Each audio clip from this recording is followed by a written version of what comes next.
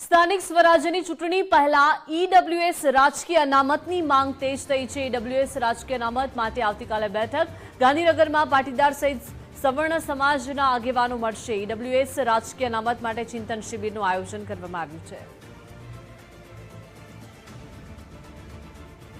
તો સ્થાનિક સ્વરાજ્યની ચૂંટણી પહેલા જ હવે ઈડબ્લ્યુએસ રાજકીય અનામતની માંગ જે છે તે તેજ થતી જોવા મળી રહી છે અને તેને જ સંદર્ભે હવે ગાંધીનગરમાં પાટીદાર સહિત સવર્ણ સમાજના આગેવાનો એકત્ર થશે અને ઈડબ્લ્યુએસ રાજકીય અનામત માટે બેઠક મળવા જઈ રહી છે। ઈડબ્લ્યુએસ રાજકીય અનામત માટે ચિંતન શિબિરનું આયોજન કરવામાં આવ્યું છે। સ્થાનિક સ્વરાજ્યની ચૂંટણી પહેલા જ હવે ઈડબ્લ્યુએસ રાજકીય અનામતની માંગમાં તેજ જોવા મળી રહી છે। અનામતની માંગ જે છે તે તેજ થઈ છે।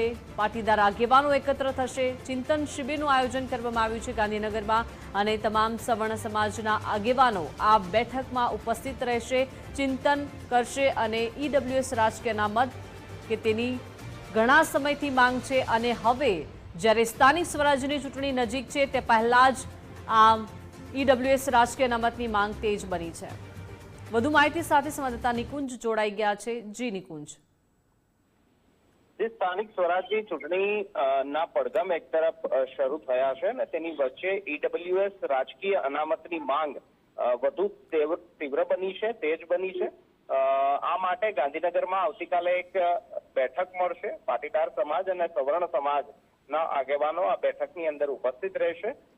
એ પ્રકારની માંગ કરાઈ રહી છે કે ઈડબ્લ્યુએસ કે જે આર્થિક રીતે અનામત આપવામાં આવ્યું છે આર્થિક રીતે નબળા સવર્ણ વર્ગના લોકોને, તે અનામત માત્ર શૈક્ષણિક કે પછી અન્ય હેતુ માટે અત્યારે હાલ પૂરતું છે, પરંતુ એ પ્રકારની માંગ થઈ રહી છે કે સ્થાનિક સ્વરાજની ચૂંટણીઓની અંદર પણ ઈડબ્લ્યુએસ અનામત 10% લાગુ કરવામાં આવે।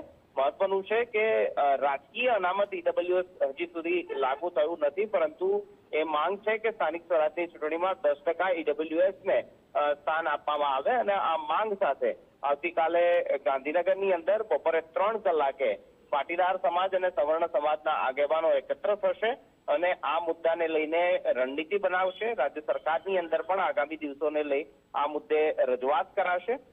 મહત્વનું છે કે અલગ અલગ પાટીદાર નેતાઓ, ચાહે ધારાસભ્યો હોય, સાંસદો હોય, તેમના તરફથી ઈડબ્લ્યુએસ આર્થિક અનામત ઉપરાંત રાજકીય અનામત લાગુ કરવાના સમર્થનમાં તેમને નિવેદનો આપ્યા છે અને આ નિવેદનો વચ્ચે હવે આવતીકાલે મહત્વની બેઠક પણ ગાંધીનગરમાં મળવા જઈ રહી છે।